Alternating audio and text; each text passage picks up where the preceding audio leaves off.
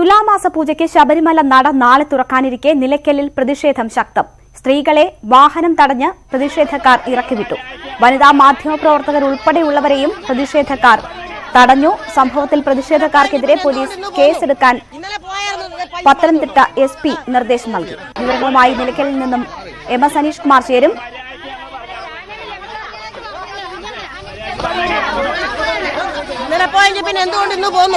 ഇന്നലെ പോയായിരുന്നു പയ്യൻ പറഞ്ഞു കേട്ടോ.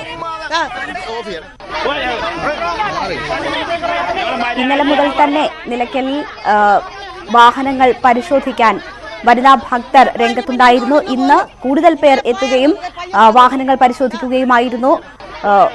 ബസ്സുകളിൽ പോലും വനിതാ പ്രവർത്തകരും വിശ്വാസികളും എത്തി യാത്രക്കാരെ, സ്ത്രീകളെ ഇറക്കി വിടുന്നത് നമുക്ക് കാണാമായിരുന്നു. ആദ്യം ഒക്കെയും ഉപദേശിക്കുകയും ശബരിമലയിലേക്ക് പോകരുതെന്ന് പറയുകയും ഒക്കെ ആയിരുന്നുവെങ്കിൽ പിന്നീട് നിർബന്ധിച്ച് തന്നെ ഇറക്കി വിടുന്നതാണ് കാണാൻ കഴിഞ്ഞത്. ഇപ്പോഴും അത് തുടർന്നുകൊണ്ടിരിക്കുകയാണ്.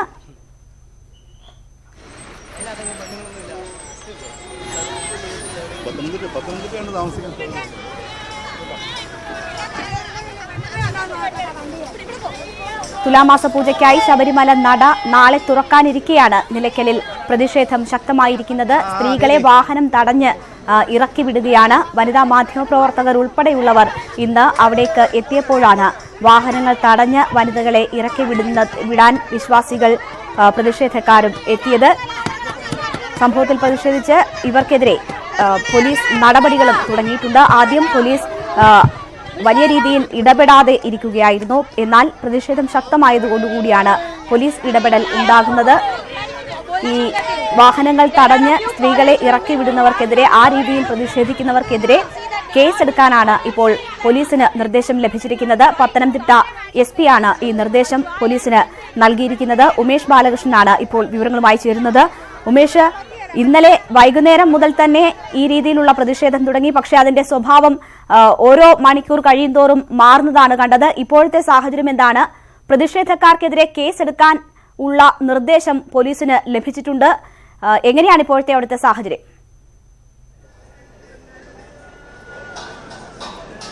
നിലവിൽ ഇപ്പോഴും ഈ പ്രതിഷേധക്കാർ ഇവിടെ എത്തുന്ന വാഹനങ്ങൾ പരിശോധിക്കുന്നുണ്ട്. പരിശോധിച്ച ശേഷം മാത്രമേ എല്ലാ വാഹനങ്ങളും കടത്തിവിടുന്നുള്ളൂ. ഇവിടെ ആദ്യം ഒരു ഘട്ടത്തിൽ എല്ലാ വാഹനങ്ങളും പരിശോധിക്കും. പരിശോധിച്ച ശേഷം അടുത്ത ബസ് സ്റ്റോപ്പ് വഴി, അതായത് ഈ പ്രതിഷേധക്കാർ നിൽക്കുന്ന പ്രതിഷേധക്കാരുടെ പർണശാല കെട്ടിയുള്ള പ്രതിഷേധം നിൽക്കുന്ന ആ ഭാഗത്തു കൂടി വാഹനങ്ങൾ കടത്തിവിടുന്നില്ല. പകരം തൊട്ട് KSRTC ബസ് സ്റ്റേഷനുണ്ട്. അതിന് മുന്നിൽ കൂടിയാണ് ഇപ്പോൾ വാഹനങ്ങൾ കടത്തിവിട്ടുകൊണ്ടിരിക്കുന്നത്. പോലീസ് പത്തനംതിട്ട SP നേതൃത്വത്തിൽ ഇപ്പോൾ സുരക്ഷാ ക്രമീകരണങ്ങൾ അദ്ദേഹം തന്നെ നേരിട്ട് വിലയിരുത്തുന്നുണ്ട്. ഏത് വാഹനങ്ങൾ വരുമ്പോഴും എല്ലാ വാഹനങ്ങളും ഈ പ്രതിഷേധക്കാർ നേരിട്ടെത്തി പരിശോധിക്കുന്നുമുണ്ട്. ആ ഒരു പരിശോധന നിർത്തുക എന്നുള്ളതായിരുന്നു SP നിർദ്ദേശം. അതിനനുസരിച്ച് SP നേരിട്ട് തന്നെ അതിന് നിർദ്ദേശം നൽകി. ഇപ്പോൾ ഒരു വാഹനം കടന്നു പോകുന്നു. അതിന് ഇപ്പോൾ ഒരു പരിശോധന ഇല്ലാതെ കടത്തിവിട്ടിട്ടുണ്ട്. പക്ഷേ അപ്പോഴും തൊട്ടു മുകളിൽ, അതായത് KSRTC സ്റ്റാൻഡ് ഉണ്ട്, ബസ് ഡിപ്പോ ഉണ്ട്, അവിടെ പരിശോധന നടത്തുമെന്നാണ് പറയുന്നത്. എങ്ങനെയാണ് ഇനിയിപ്പം ബസ്സുകൾ നിങ്ങൾ പരിശോധിക്കാൻ കുഴപ്പമില്ല. അതിനകത്ത് 10, 16 വയസ്സുള്ള പെൺപിള്ളേരെ വിടാനൊക്കത്തില്ല. ഞങ്ങൾക്ക് അത് ചെക്ക് ചെയ്യണം. ഞങ്ങളെ കൊണ്ട് അത് ചെക്ക് ചെയ്ത് നോക്കണം. അതിനകത്ത് 16, 18, 20 വയസ്സുള്ള പിള്ളേരുണ്ടോയെന്ന് അറിയണം. 55 വയസ്സുള്ളവർ പൊക്കോട്ടെ, നമ്മൾ തടയുന്നില്ല. അവർക്ക് അവിടെ പോയി തൊഴാനുള്ള അനുവാദമുണ്ട്. പക്ഷെ 10, 15, 16, 18 വയസ്സുള്ള പെൺപിള്ളേരെ കടത്തി വിടാനൊക്കെയല്ലേ ഞങ്ങൾ പറയുന്നുള്ളൂ. തടയോ? ഞങ്ങൾ തടയും. വണ്ടി ഇവിടെ നിർത്തിക്കണം. ഇതിപ്പം വരുന്ന വണ്ടിയെല്ലാം കടത്തി വിട്ടാൽ ഞങ്ങൾ എങ്ങനെ തരും? ഇത്രയും പൊക്കമുള്ള വണ്ടിയിലൊക്കെ ഞങ്ങൾ ചാടി കയറാൻ ഒക്കുവോ? പോലീസ് അതിന് അനുവദിക്കില്ലല്ലോ. ഇല്ല. അങ്ങനെ സ്വാഭാവികമായി നിങ്ങളെല്ലാവരും ഇവിടെ നിൽക്കുകയാണ്. ഈ വാഹനങ്ങൾ തടഞ്ഞു നിർത്താനുള്ള അവകാശം ഇല്ലല്ലോ. ഇല്ല, ഇപ്പൊ പോലീസുകാർ സമ്മതിക്കില്ല. എന്തായാലും കൂടുതൽ പേർ ഇവിടെ ഉണ്ട്. എങ്ങനെ നിങ്ങൾ ഇനി എവിടെ എല്ലാ വാഹനങ്ങളും പരിശോധിച്ചേ വിടുള്ളൂ? വാഹനങ്ങൾ പരിശോധിച്ചേ വിടത്തുള്ളൂ. ചെറുപ്പക്കാരുടെ സ്ത്രീകളുണ്ടോന്ന് നോക്കും. ഇല്ലെങ്കിൽ പൊക്കോട്ടെ. നിങ്ങൾ ഉണ്ടെങ്കിൽ അവരെ തടയോ? ഉണ്ടെങ്കിൽ അവരെ തടയും. അവരെ അങ്ങോട്ട് വിടത്തില്ല. ഞങ്ങൾ അഥവാ ഇവിടെ തടഞ്ഞെങ്കിൽ ഞങ്ങളുടെ പിന്നിൽ ആളുണ്ട്, അവിടെ തടയും. കാരണം ഇവിടെ വിട്ട് കിഴക്കോട്ട് പോകണമല്ലോ, ശബരിമലയ്ക്ക് പോകണമെങ്കിൽ അവിടെയുണ്ട്. ഇവിടെ തടഞ്ഞു നിർത്തില്ല. ഇവിടെ നിൽക്കുന്ന പോലീസുകാരും സ്ത്രീകളും ആണുങ്ങളും ഉണ്ട്. പോലീസുകാർ ഇവിടുന്ന് വണ്ടി ഞങ്ങളെ വിലപ്പെടുത്തിക്കൊണ്ട് പറഞ്ഞു വിട്ടു. അവിടെ ഉണ്ട്, അവിടെ ആൾ തടഞ്ഞോളും. പൂങ്കവനത്തിലോട്ട് കയറണമല്ലോ, അവിടെ ആളുണ്ട്. ബലം പ്രയോഗിക്കുന്നില്ല, പറഞ്ഞു മനസ്സിലാക്കുക. പറഞ്ഞ് മനസ്സിലാക്കുക. 10 വയസ്സിന് മുകളിലും 55 വയസ്സിനും താഴെയുള്ള സ്ത്രീകൾ പോകാൻ അനുവദിക്കല്ലോ. കാരണം അവിടെ അശുദ്ധമാക്കാൻ ഞങ്ങൾ ഈ അയ്യപ്പൻ്റെ അടിവാരത്ത് താമസിക്കുന്നവരാണ്. ഞങ്ങളിവിടെ ജനിച്ചു വളർന്നവരാണ്. ഞങ്ങൾക്ക് എല്ലായിടത്തും വെള്ളപ്പൊക്കം ഉണ്ടായല്ലോ, എല്ലാ നാശനഷ്ടങ്ങളും ഉണ്ടായി. പമ്പയിലുണ്ട്, പമ്പയിൽ പോകാനായിട്ട് ഓരോരുത്തരും കെട്ടി ഇരുന്നല്ലോ. എന്തായാലും തടയുമെന്നാണ് നിലപാട്. രേണുക, ഇതാണ് അത്തരത്തിൽ യുവതികൾ ഉണ്ടെങ്കിൽ തടയുമെന്നുള്ള നിലപാടിൽ തന്നെയാണ് ഇപ്പോൾ ഈ പ്രദേശവാസികളായ ഭക്തർ നിൽക്കുന്നത്. എന്തായാലും പോലീസ് സുരക്ഷ ഏർപ്പെടുത്തിയിട്ടുണ്ട്. വാഹനങ്ങൾ കടത്തിവിടാൻ പ്രത്യേക സജ്ജീകരണങ്ങൾ പോലീസ് ഇപ്പോൾ ഏർപ്പെടുത്തി തുടങ്ങി. രാവിലെ മുതൽ ഉച്ചവരെ അത്തരമൊരു സുരക്ഷാ ക്രമീകരണങ്ങൾ ഉണ്ടായിരുന്നില്ല. ഉച്ചയ്ക്ക് ശേഷമാണ് ഇപ്പോൾ പോലീസ് അത്തരമൊരു ക്രമീകരണങ്ങൾ ഏർപ്പെടുത്തിയിരിക്കുന്നത്. നാളെയാണ് നട തുറക്കുന്നത്. ഇന്നു മുതൽ തന്നെ ഇങ്ങനെ ഉള്ള പ്രതിഷേധ നടപടികൾ ആദ്യഘട്ടത്തിൽ പ്രതീക്ഷിച്ചിരുന്നതല്ല. പക്ഷേ ഇപ്പോൾ പോലീസ് കൂടുതൽ ജാഗ്രത പാലിക്കുന്നുണ്ട്. ആര് വന്നാലും കടത്തിവിടും, ആർക്ക് വേണമെങ്കിലും ശബരിമലയിൽ എത്താം, നിയമം പാലിക്കാനുള്ള സാഹചര്യം ഒരുക്കും എന്നതാണ് സർക്കാരിന്റെ പ്രഖ്യാപിത നിലപാട്. അതുകൊണ്ട് തന്നെ പ്രതിഷേധക്കാരെ തടഞ്ഞുകൊണ്ട് ആരെങ്കിലും ശബരിമലയിലേക്ക് എത്തിയാൽ അവരെ കടത്തിവിടാനുള്ള ഒരു നിലപാട് തന്നെ ആയിരിക്കുമോ പോലീസ് അവിടെ സ്വീകരിക്കുക? പോലീസ് ഇന്ന് രാവിലെ വരെ അത്തരമൊരു നിലപാട് സ്വീകരിച്ചിരുന്നില്ല. രാവിലെ വരെ എത്തിയിരുന്ന, ഇപ്പോൾ മാധ്യമ വിദ്യാർത്ഥികളായ എത്തിയിരുന്ന പെൺകുട്ടികളെ പോലും കടത്തിവിടാതെ തടഞ്ഞപ്പോൾ പോലീസ് നോക്കി നിൽക്കുകയായിരുന്നു. അതിനുശേഷമാണ് ഇപ്പോൾ കർശന നിർദ്ദേശം വന്ന സാഹചര്യത്തിലാണ് പോലീസ് ഒരു സുരക്ഷാ ക്രമീകരണങ്ങൾ ഒരുക്കി ഇത്തരത്തിൽ പരിശോധന നടത്താൻ നിന്ന ഭക്തരും പ്രതിഷേധക്കാരെയും കവർ ഒരു വലയം തീർത്തുകൊണ്ട് പോലീസ് നിൽക്കുന്നത്. ഇവർ ഈ ഭാഗത്ത്, അതായത് നേരത്തെ സമരപ്പന്തൽ കെട്ടിയിരിക്കുന്ന പർണശാല കെട്ടി സമരം ചെയ്യുന്ന ആ സമരപ്പന്തലിന് മുന്നിൽ കൂടി ഇനി വാഹനങ്ങൾ കടത്തിവിടില്ല. പകരം അതിന് മറുവശത്ത് ഒരു റോഡുണ്ട്, KSRTC ഡിപ്പോ കടന്നു പോകുന്ന റോഡ്. ആ ഡിപ്പോ കടന്നു പോകുന്ന റോഡ് വഴി മാത്രമേ ഇനിയിപ്പോൾ വാഹനങ്ങൾ കടത്തിവിടുകയുള്ളൂ. എന്താ ഇനി ഞാൻ വണ്ടി തടയും, ഞാൻ തടഞ്ഞിരിക്കും. സ്ത്രീകളുണ്ട്, അവരെ വണ്ടിയെ നിറക്കുകയും ചെയ്യും. അതിന്റെ പേരിൽ എൻ്റെ പേരിൽ നിങ്ങൾ കേസ് എടുക്കുവാണെങ്കിൽ എടുത്തോ, എനിക്കതിന് വിഷയവുമില്ല. വണ്ടി തടയും. രേണുക, ഇതാണ് നിലപാട്. കൃത്യമായി ആ ഒരു നിലപാടുമായി തന്നെയാണ് ഇപ്പോൾ പ്രതിഷേധക്കാർ നിൽക്കുന്നതും. എന്തായാലും പോലീസ് അതിനൊരു സൗകര്യമൊരുക്കി ഇപ്പോൾ വാഹനങ്ങൾ കടന്നു പോകുന്നുണ്ട്. കഴിഞ്ഞ 1 മണിക്കൂറായി വാഹനങ്ങൾ ഇപ്പോൾ കടന്നു പോകുന്നുണ്ട്. പരിശോധനകൾക്കൊന്നും സൗകര്യം ഒരുക്കുന്നില്ല, അല്ലാതെ തന്നെ കടത്തിവിടുന്നുണ്ട്. പക്ഷേ നാളെ സാഹചര്യങ്ങൾ ഒരുപക്ഷെ മാറാൻ സാധ്യതയുണ്ട്. കാരണം കൂടുതൽ ഭക്തജനങ്ങൾ ഇവിടെ എത്തിക്കഴിഞ്ഞാൽ ഒരുപക്ഷെ പല സ്ഥലങ്ങളിലും ഇതുപോലെ കൂട്ടങ്ങൾ കൂടിക്കഴിഞ്ഞാലും ഈ ഒരു സുരക്ഷാ ക്രമീകരണം കൃത്യമായി പോലീസിന് എല്ലാ സ്ഥലങ്ങളിലും എത്താനും കഴിയില്ല. രാവിലെ തന്നെ ഇവിടെ വനിതാ പോലീസ് അടക്കം ഉണ്ടായിരുന്നില്ല. ഇപ്പോൾ ഉച്ചയ്ക്ക് ശേഷമാണ് വനിതാ പോലീസ് അടക്കം എത്തിയത്. അതിനുശേഷമാണ് ഇത്തരമൊരു കവചിത സാഹചര്യം ഒരുക്കി വാഹനങ്ങൾ കടത്തിവിട്ടു തുടങ്ങിയത്. എന്തായാലും നാളെ സാഹചര്യങ്ങൾ ഇതേ രീതിയിൽ തുടരാൻ സാധ്യതയില്ല എന്ന് വേണം കരുതാൻ. നിയന്ത്രണ വിധേയമാണ്. പോലീസ് കൂടുതൽ ജാഗ്രത പുലർത്തുന്നു. തുലാമാസ പൂജയ്ക്ക് ശബരിമല നട നാളെയാണ് തുറക്കുന്നത്. അതിനിടയിലാണ് നിലയ്ക്കലിൽ പ്രതിഷേധം ശക്തമായിരുന്നത്. ഇപ്പോൾ പോലീസ് ഇടപെട്ടിട്ടുണ്ട്. ആരെയും വാഹനത്തിൽ എത്തുന്ന ആരെയും തടഞ്ഞു നിർത്താതെ, സ്ത്രീകളെ ഇറക്കി വിടാതെ വാഹനങ്ങൾക്ക് കടന്നുപോകാനുള്ളൊരു സാഹചര്യം ഇപ്പോൾ പോലീസ് അവിടെ ഒരുക്കിയിട്ടുണ്ട്. ഉമേഷ് ബാലകൃഷ്ണനാണ് വിവരങ്ങൾ നൽകിയത്. നിലയ്ക്കലിൽ KSRTC ബസ്സിൽ നിന്ന് പ്രതിഷേധക്കാർ ഇറക്കിവിട്ടത് ജേർണലിസം വിദ്യാർത്ഥികളെ. ശബരിമലയിലേക്ക് പോകാൻ ഉദ്ദേശമില്ലെന്നും പമ്പ വരെ മാത്രമാണ് പോകുന്നതെന്നും പറഞ്ഞെങ്കിലും പ്രതിഷേധക്കാർ അനുവദിച്ചില്ല. രാവിലെ മുതൽ വാഹന പരിശോധനയുണ്ടെങ്കിലും ദർശനത്തിന് പോകുന്ന വനിതകളെ ആരെയും ഇതുവരെ കണ്ടെത്തി തടഞ്ഞതായി റിപ്പോർട്ടില്ല. ജേർണലിസം വിദ്യാർത്ഥികളായ 3 പെൺകുട്ടികളും 2 ആൺകുട്ടികളും ഉൾപ്പെടുന്ന 5-അംഗ സംഘത്തെയാണ് നിലയ്ക്കലിൽ പ്രതിഷേധക്കാർ തടഞ്ഞത്. KSRTC ബസ് തടഞ്ഞ ശേഷം ബസ്സിനുള്ളിൽ കയറിയ പ്രതിഷേധക്കാർ വിദ്യാർത്ഥികളെ ബലമായി പുറത്തിറക്കുകയായിരുന്നു. ഇതിനിടെ വിദ്യാർത്ഥികൾക്ക് നേരെയുണ്ടായ കയ്യേറ്റ ശ്രമം മാധ്യമപ്രവർത്തകർ ഇടപെട്ടാണ് തടഞ്ഞത്.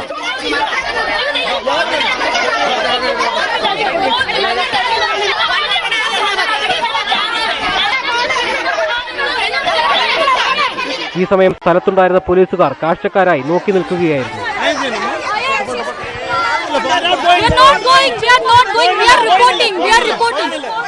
പ്രതിഷേധത്തെ തുടർന്ന് വിദ്യാർത്ഥികൾ നിലയ്ക്കലിൽ നിന്ന് തിരിച്ചുപോയി. സനോജ് സുരേന്ദ്രൻ, ന്യൂസ് 18, നിലയ്ക്കൽ. ശബരിമല സ്ത്രീ പ്രവേശനത്തിൽ ദേവസ്വം ബോർഡ് വിളിച്ച സമവായ ചർച്ച പരാജയപ്പെട്ടു. ശബരിമലയിൽ തൽസ്ഥിതി തുടരണമെന്നും റിവ്യൂ ഹർജി നൽകണമെന്നും ചർച്ചയിൽ ആവശ്യപ്പെട്ടെങ്കിലും ദേവസ്വം ബോർഡ് അംഗീകരിച്ചില്ലെന്ന് പന്തളം കൊട്ടാരം പ്രതിനിധി PG ശശികുമാർ വർമ്മ പറഞ്ഞു. മറ്റ് സംഘടനകളുമായി ആലോചിച്ച് ഭാവി പരിപാടികൾ തീരുമാനിക്കുമെന്നും പ്രതിനിധി വ്യക്തമാക്കി. ആവശ്യങ്ങൾ പരിഗണിക്കാത്തതിനാൽ പന്തളം കൊട്ടാരം പന്തളം കൊട്ടാരം പ്രതിനിധി അടക്കമുള്ളവർ ചർച്ച ബഹിഷ്കരിച്ചു. ഈ ബോർഡിന്റെ നേതൃത്വത്തിൽ റിവ്യൂ ഹർജി നൽകുന്നതിനെക്കുറിച്ചാണ്. അതിനെക്കുറിച്ച് വ്യക്തമായ ഒരു തീരുമാനം ബോർഡ് എടുക്കണമെങ്കിൽ 19-ാം തീയതി ആകണമെന്നും അന്ന് എടുക്കുമെന്നല്ല, അന്ന് തീരുമാനം എടുക്കുമെന്നല്ല, അന്ന് ചർച്ച ചെയ്യാൻ കഴിയൂ എന്നാണ് പറഞ്ഞിരിക്കുന്നത്. അതുകൊണ്ട് ഞങ്ങൾ ഈ യോഗത്തിൻ്റെ തീരുമാനത്തിൽ ഒട്ടും തൃപ്തരല്ല. ഞങ്ങൾ അവരുമായിട്ട് സംസാരിച്ച് വീണ്ടും സംസാരിച്ചെങ്കിലും ഒരു തീരുമാനത്തിൽ എത്തിച്ചേരാൻ കഴിയാത്തതുകൊണ്ട് ഞങ്ങൾ ആ യോഗത്തിൽ നിന്ന് യോഗം അവസാനിപ്പിച്ച് പുറത്തു പോരുകയായിരുന്നു. ഇനിയും ഞങ്ങൾ ഇതുമായി ബന്ധപ്പെട്ട് ഈ സംഘടനകൾ ഒരിക്കൽ കൂടെ ഞങ്ങളുടെ ഭാഗത്ത് കൂടിയിട്ട് ഭാവി നടപടികൾ എന്തായിരിക്കണം എന്നുള്ളതിനെക്കുറിച്ച് ചർച്ച ചെയ്യും. അതിന്റെ തീരുമാനം അടിസ്ഥാനത്തിൽ മാത്രമേ മുന്നോട്ട് പോകാൻ കഴിയുള്ളൂ. ആരോഗ്യമന്ത്രി കെ ശൈലജ മാധ്യമങ്ങളെ കാണുന്നു. തിരുവനന്തപുരത്ത് തത്സമയ സംപ്രേഷണം. സെൽ എന്നായിരുന്നു നേരത്തെ അത് അറിയപ്പെട്ടിരുന്നത്. സോഷ്യൽ ജസ്റ്റിസ് ഡിപ്പാർട്ട്മെന്റിന്റെ ഭാഗമായിട്ടാണ് അത് കൈകാര്യം ചെയ്തിരുന്നത്. ഇപ്പോൾ വിമൻ ആൻഡ് ചിൽഡ്രൻ ഡിപ്പാർട്ട്മെന്റ് പുതുതായി വന്നപ്പോൾ ഈ കാര്യം വിമൻ ആൻഡ് ചിൽഡ്രൻ ഡിപ്പാർട്ട്മെന്റിന്റെ ശ്രദ്ധയിലാണ് നടക്കുന്നത്. ഇപ്പോൾ ICC LCC എന്ന് പറയുന്നതിന് പകരം ഇപ്പോൾ ഇന്റേണൽ കമ്മിറ്റി എന്നും ലോക്കൽ കമ്മിറ്റി എന്നും അത് ഭേദഗതി ചെയ്തതിന്റെ പേര് അങ്ങനെ ആയിട്ടുണ്ട്. അപ്പൊ ICLC രൂപീകരിക്കാൻ ഇപ്പൊ ഈ WCCയുടെ പ്രശ്നമെല്ലാം വരുന്നതിന് മുമ്പ് തന്നെ ഈ ഗവൺമെന്റ് വന്ന ഉടനെ തന്നെ ഈ മേഖലയിൽ ഞങ്ങൾ ആദ്യം തന്നെ നേരത്തെ സോഷ്യൽ ജസ്റ്റിസ് ഡിപ്പാർട്ട്മെന്റ് ആയിരുന്നപ്പോഴും പിന്നെ വിമൻ ആൻഡ് ചിൽഡ്രൻ ഡിപ്പാർട്ട്മെന്റ് വന്നപ്പോൾ വീണ്ടും ഞങ്ങൾ മീറ്റിംഗൊക്കെ ചേർന്ന് തീരുമാനമെടുത്ത് ഈ ഇന്റേണൽ സെല്ല് രൂപീകരിക്കാത്ത കമ്മിറ്റി രൂപീകരിക്കാത്ത എല്ലായിടങ്ങളിലും രൂപീകരിക്കണമെന്നുള്ള സർക്കുലർ കൊടുത്തിട്ടുണ്ട്. അത് പരിശോധിച്ചുകൊണ്ടിരിക്കുകയാണ്, രൂപീകരിച്ചു വരികയാണ്. എന്നാലും ഇപ്പോഴും പൂർണ്ണമായിട്ടില്ല. അത്തരത്തിലുള്ള വർക്ക് പ്ലേസിൽ എല്ലാം തന്നെ ഈ പരാതി പരിഹാര സെല്ലുകൾ ഉണ്ടാക്കുന്നതിനുള്ള നടപടിക്രമങ്ങൾ മുന്നോട്ട് പോവുകയാണ്. അത് ചെയ്തുകൊണ്ടിരിക്കുകയാണ്. അതിനിടയിലാണ് ഇപ്പോൾ പുതിയ പ്രശ്നങ്ങൾ ഈ മേഖലയിലുണ്ട്. നിങ്ങളുടെ ജേർണലിസത്തിന്റെ മേഖലയിൽ നിന്ന് പലപ്പോഴും ചില പരാതികൾ ഇൻഡിവിജ്വലായിട്ട് കിട്ടാറുണ്ട്. അതുപോലെ സ്ത്രീകൾ എവിടെ ജോലി ചെയ്യുന്നുവോ അവിടെയെല്ലാം തന്നെ പരാതി പറയാനുള്ള ഒരു സെല്ല് ഉണ്ടായിരിക്കണം എന്നുള്ള കോടതി വിധിയുണ്ട്. അതുപോലെ തന്നെ 2013 ആക്ട് ഉണ്ട്. 2013 ആക്ടിന് സെൻട്രൽ റൂൾസ് ഉണ്ടാക്കിയിട്ടുണ്ട്. 13 ആക്ട് ഉണ്ടായെങ്കിലും സംസ്ഥാനത്ത് അതിന്റെ റൂൾസ് ഫ്രെയിം ചെയ്തിരുന്നില്ല. ഈ ഗവൺമെന്റ് വന്നതിന് ശേഷം വിമൻ ആൻഡ് ചിൽഡ്രൻ ഡിപ്പാർട്ട്മെന്റിന്റെ നേതൃത്വത്തിൽ ഇപ്പോ റൂൾസിന്റെ ഡ്രാഫ്റ്റ് ഫ്രെയിം ചെയ്ത് കഴിഞ്ഞു. വളരെ പെട്ടെന്ന് തന്നെ നമ്മുടെ സ്റ്റേറ്റിന്റെ റൂൾസ് നമുക്ക് അംഗീകരിക്കാൻ സാധിക്കും. സ്റ്റേറ്റിന്റെ റൂൾസ് അംഗീകരിക്കുന്നതിന് മുമ്പ് തന്നെ നമുക്ക് ഈ സെൽസ് ഉണ്ടാക്കി അതിന്റെ നടപടിക്രമങ്ങൾ കൂടുതൽ ശക്തമാക്കാൻ സാധിക്കും. നമ്മൾ ആക്രമിക്കപ്പെടുന്ന വിമൻ ആൻഡ് ചിൽഡ്രൻ ഡിപ്പാർട്ട്മെന്റിന്റെ ഉത്തരവാദിത്വം ഇതുപോലെ അവഹേളിക്കപ്പെടുന്ന ആക്രമിക്കപ്പെടുന്ന സ്ത്രീകളുടെയും പെൺകുട്ടികളുടെയും കൂടെ നിൽക്കുകയും അവർക്ക് കരുത്തു പകരുകയും ചെയ്യുക എന്നതാണ്. ഇപ്പൊ സമൂഹത്തിൽ എന്തായാലും സ്ത്രീകൾ പിന്തള്ളപ്പെട്ട് നിൽക്കുകയാണെന്നുള്ള കാര്യത്തിൽ യാതൊരു സംശയവുമില്ല. സ്ത്രീകൾ തുല്യരാണെന്ന് സ്ഥാപിക്കാനുള്ള ഒട്ടേറെ നടപടിക്രമങ്ങൾ ഉണ്ടായിട്ടുണ്ട്. ഒരുപാട് മൂവ്മെന്റ് ഉണ്ടായിട്ടുണ്ട്, പ്രസ്ഥാനങ്ങൾ ഉണ്ടായിട്ടുണ്ട്. അതിന്റെ എല്ലാം ഫലമായി ഗുണപരമായിട്ടുള്ള ഒട്ടേറെ മാറ്റങ്ങൾ ഈ സമൂഹത്തിൽ ഉണ്ടായിട്ടുണ്ട്. പക്ഷേ ആ മാറ്റങ്ങളെല്ലാം ഉണ്ടാകുമ്പോഴും ഇപ്പോഴും സമൂഹത്തിനകത്ത് സ്ത്രീക്ക് തുല്യ പദവിയും അതുപോലെ തന്നെ സൌകര്യങ്ങളും ലഭ്യമായിട്ടില്ല എന്നുള്ളതാണ്. മന്ത്രി കെ ശൈലജ വാർത്താസമ്മേളനം നടത്തുകയായിരുന്നു. ഇന്റേണൽ കംപ്ലയിന്റ്സ് കമ്മിറ്റി എല്ലാ ഇടങ്ങളിലും വേണ്ടതിന്റെ ആവശ്യകത അത് നടപ്പിൽ വരുത്തുന്നതിനുള്ള നടപടിക്രമങ്ങൾ പുരോഗമിച്ചുകൊണ്ടിരിക്കുകയാണ് എന്നാണ് കെ ശൈലജ പറയുന്നത്. ഇപ്പോൾ ശബരിമല വിഷയത്തിൽ പ്രതിപക്ഷ നേതാവ് രമേശ് ചെന്നിത്തല മാധ്യമങ്ങളോട് സംസാരിക്കുന്നു. തത്സമയ സംപ്രേഷണം. അങ്ങനെ ഒരു തീരുമാനം ഉണ്ടായിരുന്നെങ്കിൽ എന്തിനാണ് ദേവസ്വം ബോർഡ് പ്രസിഡന്റ് ഇത്തരമൊരു യോഗം വിളിച്ചത്? ചർച്ച നടത്തി എന്ന് വരുത്തി തീർക്കാനുള്ള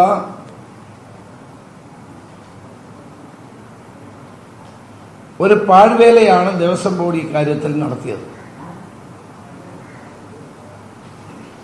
ദേവസ്വം ബോർഡിന്റെ കള്ളക്കളി തുടക്കത്തിൽ തന്നെ വളരെ വ്യക്തമായിരുന്നു. സുപ്രീം കോടതിയുടെ വിധിക്കെതിരായി റിവ്യൂ ഹർജി നൽകുമെന്നാണ് ദേവസ്വം ബോർഡ് പ്രസിഡന്റ് തുടക്കത്തിൽ തന്നെ പറഞ്ഞിരുന്നത്. മുഖ്യമന്ത്രിയുമായി ചർച്ച നടത്തിയ ശേഷം അദ്ദേഹം പുറത്തിറങ്ങി മാധ്യമപ്രവർത്തകരോട് പറഞ്ഞതും ഇതുതന്നെയായിരുന്നു. പിറ്റേ ദിവസം മുഖ്യമന്ത്രിയും അതോടൊപ്പം തന്നെ ഗവൺമെന്റിന്റെ പ്രതിനിധികളും അദ്ദേഹത്തെ വിരട്ടിയ സന്ദർഭത്തിലാണ് റിവ്യൂ ഹർജി കൊടുക്കുന്ന കാര്യം തീരുമാനിച്ചിട്ടില്ല എന്ന് മലക്കം മറിച്ചിട്ടുണ്ടായത്. ദേവസ്വം ബോർഡ് സ്വതന്ത്രമായി പ്രവർത്തിക്കുന്ന ഒരു സ്ഥാപനമാണ്. ദേവസ്വം ബോർഡിന് രാഷ്ട്രീയം ഉണ്ടാകാൻ പാടില്ല.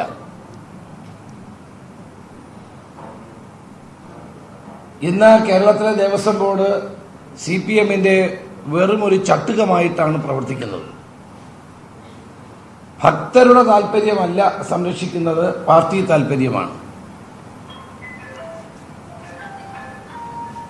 ഇന്ന് രാവിലെ ബഹുമാനായ മുഖ്യമന്ത്രി സുപ്രീം കോടതി വിധി നടപ്പാക്കുമെന്നും പുനഃപരിശോധനാ ഹർജി നൽകില്ലെന്നും അർദ്ധശങ്കയ്ക്കിടയില്ലാത്ത വിധം വ്യക്തമാക്കിയുണ്ടായി. ബോർഡ് യോഗത്തിൽ ചർച്ചയ്ക്ക് വിളിച്ചവരോടും ദേവസ്വം ബോർഡ് പ്രസിഡന്റ് ആ കാര്യം ഒന്നുകൂടി ഉറപ്പിച്ചു പറഞ്ഞു എന്നുള്ളതല്ലാതെ മറ്റൊന്നും സംഭവിച്ചില്ല. അപ്പൊ 19-ാം തീയതി ബോർഡ് യോഗം ചേർന്നാലും പ്രത്യേകമായ ഒരു തീരുമാനം ഉണ്ടാകില്ല എന്ന് ഇക്കാര്യത്തിൽ വളരെ വ്യക്തമായ സാഹചര്യത്തിലാകാം ചർച്ചയ്ക്ക് ക്ഷണിച്ച ആളുകൾ ചർച്ചയിൽ നിന്ന് വിട്ടുനിന്നത്. ഇപ്പോഴത്തെ വിശ്വാസ സമൂഹത്തിന് ഏറ്റിരിക്കുന്ന ഏറ്റവും വലിയ ഒരു മുറിവും വിശ്വാസികൾക്കുണ്ടായിരിക്കുന്ന ആശങ്കയും പരിഹരിക്കാൻ സംസ്ഥാന ഗവൺമെന്റോ കേന്ദ്ര ഗവൺമെന്റോ ദേവസ്വം ബോർഡോ ഈ കാര്യത്തിൽ ഒരു നടപടിയും സ്വീകരിച്ചിട്ടില്ല. പ്രശ്നം കൂടുതൽ വഷളാക്കാനാണ് സംസ്ഥാന ഗവൺമെന്റും ബോർഡും ശ്രമിച്ചുകൊണ്ടിരിക്കുന്നത്. പ്രശ്നം വഷളാക്കുന്നതിന്റെ പിന്നിൽ CPMന് ഒരു ഗൂഢമായ അജണ്ടയുണ്ട്. സംസ്ഥാനത്ത് വർഗീയ ധ്രുവീകരണം ഉണ്ടാക്കാനും അതുവഴി BJPയെ സഹായിക്കാനുമാണ് CPM ബോധപൂർവമായി ശ്രമിക്കുന്നത്. കഴിഞ്ഞ 2.5 വർഷമായി BJPക്ക് എപ്പോഴൊക്കെ ശക്തിക്ഷയമുണ്ടാകുന്നോ അപ്പോഴെല്ലാം അവരെ പ്രകോപിപ്പിച്ചോ അല്ലാതെയോ അവരെ ശക്തിപ്പെടുത്തി നിർത്തുകയാണ് CPM കേരളത്തിൽ ചെയ്തുകൊണ്ടിരിക്കുന്നത്. ഇപ്പോഴും ആ നയമാണ് സംസ്ഥാനത്തെ CPM നേതൃത്വം കൈക്കൊണ്ടുകൊണ്ടിരിക്കുന്നത്. BJP ശക്തിപ്പെടുന്നത് വഴി ജനാധിപത്യ മതേതര ശക്തികളെ ദുർബലപ്പെടുത്താമെന്നാണ് CPM കണക്കുകൂട്ടുന്നത്. അതിനായി സർക്കാർ പ്രശ്നങ്ങൾ കൂടുതൽ വഷളാക്കുകയാണ് ചെയ്തുകൊണ്ടിരിക്കുന്നത്. CPMും BJPയും പരസ്പരം പാലൂട്ടുന്ന ശത്രുക്കളാണ്. പക്ഷേ ഇപ്പോൾ ഇവർ നടത്തുന്നത് തീക്കളിയാണ് എന്ന് ഞാൻ അവരെ ഓർമ്മിപ്പിക്കുകയാണ്. കോൺഗ്രസിനും UDFനും ശബരിമല വിഷയത്തിൽ 2016 മുതലുള്ള നിലപാട് തന്നെ ഇപ്പോഴും തുടരുകയാണ്. ശബരിമലയിലെ ആചാരങ്ങൾ നിലനിർത്തണമെന്ന് തന്നെയാണ് UDF എന്ന് സ്വീകരിച്ച സമീപനം. ഈ കാഴ്ചപ്പാടിന്റെ അടിസ്ഥാനത്തിലാണ് ഉമ്മൻചാണ്ടി ഗവൺമെന്റ് ബഹുമാനപ്പെട്ട സുപ്രീം കോടതിയിൽ അഫിഡവിറ്റ് നൽകിയിട്ടുള്ളത്. എന്നാൽ തുടർന്ന് വന്ന ഇടതുമുന്നണി ഗവൺമെന്റാണ് ഈ അഫിഡവിറ്റ് പിൻവലിച്ച് ഒരു സ്ത്രീകളെ പ്രവേശിപ്പിക്കുന്നതിൽ ഒരു നിയന്ത്രണവും പാടില്ല എന്ന സത്യവാങ്മൂലം നൽകിയത്. അതാണ് ഇത് ചോദിച്ച് സംസ്ഥാന ഗവൺമെന്റ് വാങ്ങിയ വിധിയാണ് എന്ന് ഞങ്ങൾ പറയാനുള്ള കാരണം. ഹിന്ദു ധർമ്മശാസ്ത്രത്തിൽ ആധികാരിക പരിജ്ഞാനമുള്ള പ്രമുഖരും സാമൂഹ്യ പരിഷ്കർത്താക്കളും ഉൾക്കൊള്ളുന്ന ഒരു കമ്മിറ്റിയെ വെക്കണമെന്ന് സുപ്രീം കോടതിയിൽ സംസ്ഥാന ഗവൺമെന്റിന്റെ സത്യവാങ്മൂലത്തിൽ പറഞ്ഞുവെന്ന് മുഖ്യമന്ത്രി ഇന്നും ആവർത്തിച്ച് പറയുകയുണ്ടായി. പക്ഷേ സംസ്ഥാന സർക്കാർ ഒരിക്കലും ഒരു വാദമുഖമായി ഈ കാര്യം സുപ്രീം കോടതിയിൽ ഉന്നയിച്ചിട്ടില്ല എന്നുള്ളത് വളരെ പ്രസക്തമായ ഒരു കാര്യമാണ്. സംസ്ഥാന സർക്കാരിന് വേണ്ടി ഹാജരായ ജയ്ദീപ് ഗുപ്ത എന്ന അഭിഭാഷകൻ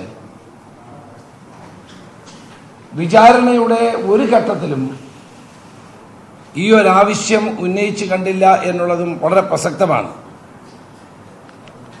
ഇത് വളരെ സംശയകരവുമാണ്. സംസ്ഥാന ഗവൺമെന്റിന് അങ്ങനെ ഒരു കമ്മിറ്റിയെ വെച്ച് പരിശോധിക്കണമായിരുന്നെങ്കിൽ ആ വിവരം എന്തുകൊണ്ട് സുപ്രീം കോടതിയിൽ അഭിഭാഷകൻ ഉന്നയിച്ചില്ല എന്നുള്ളത് ന്യായമായ ഒരു സംശയമല്ലേ ഞങ്ങൾ ഉയർത്തുന്നത്? ഈ കാര്യത്തിൽ BJPയും RSSും തുടക്കം മുതൽ തന്നെ ദുഷ്ടലാക്കോടുകൂടിയാണ് പ്രവർത്തിക്കുന്നത്. BJPയുടെയും RSSന്റെയും കേന്ദ്ര നേതൃത്വം ഈ വിധി വളരെയേറെ താല്പര്യത്തോടെ സ്വാഗതം ചെയ്യുന്നു എന്നുള്ള എല്ലാവർക്കും അറിയുന്നതാണ്. എന്നാൽ ഇപ്പോൾ രാജ്യത്ത് പ്രത്യേകിച്ച് കേരളത്തിൽ വർഗീയത ഇളക്കിവിടാൻ വേണ്ടിയാണ് BJPയും RSSും ശ്രമിക്കുന്നത്. എന്നാൽ കേന്ദ്ര ഗവൺമെന്റിനോട് ഒരു നിയമനിർമ്മാണത്തിലൂടെ ഈ പ്രശ്നത്തിന് പരിഹാരം കാണണം എന്നുള്ള ആവശ്യം എന്തുകൊണ്ടാണ് BJP നേതൃത്വം കൈക്കൊള്ളാത്തത്? പ്രതിപക്ഷ നേതാവ് രമേശ് ചെന്നിത്തല മാധ്യമങ്ങളെ കാണുകയായിരുന്നു. ഇന്ന് നടന്ന ചർച്ച, സ്ത്രീ പ്രവേശനവുമായി ബന്ധപ്പെട്ട് ദേവസ്വം ബോർഡ് വിളിച്ച ചർച്ച പ്രഹസനമായിരുന്നു എന്നാണ് അദ്ദേഹം ആക്ഷേപിക്കുന്നത്.